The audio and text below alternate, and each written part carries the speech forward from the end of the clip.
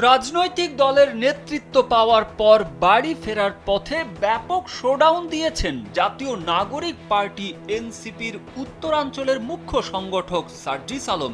সোমবার ঢাকা থেকে সৈয়দপুর পর্যন্ত তিনি যান উড়োজাহাজে এবং বাকি ১০০ কিলোমিটার পথের মধ্যে অর্ধেকটা পাড়ি দিয়েছেন শতাধিক গাড়ির বহর নিয়ে, যা নিয়ে শুরু হয় ব্যাপক আলোচনা।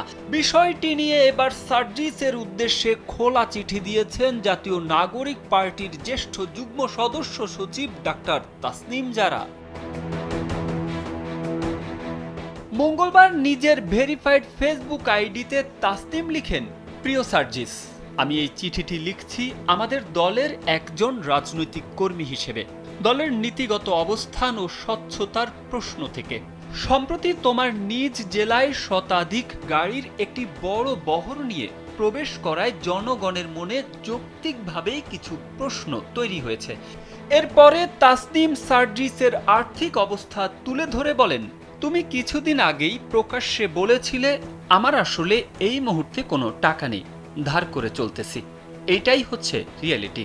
আমার পকেটে মানি ব্যাগও নেই। তোমার এই সাদা সিধে জীবনযাত্রার কথা আমাদেরকে অভিভূত করেছিল এবং জনগণের কাছে আমাদের সংগ্রামকে আরো গ্রহণযোগ্য করেছে।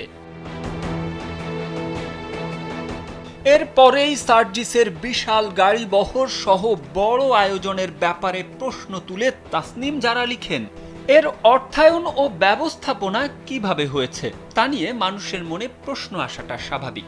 আমাদের দল স্বচ্ছতা, সততা ও জবাবদিহিতার ভিত্তিতে একটি নতুন রাজনৈতিক সংস্কৃতি গড়ে তোলার যে প্রতিশ্রুতি দিয়েছে, সে জায়গা থেকে এসব প্রশ্নের স্পষ্ট ও নির্ভরযোগ্য উত্তর দেওয়া আমাদের সবারই দায়িত্ব।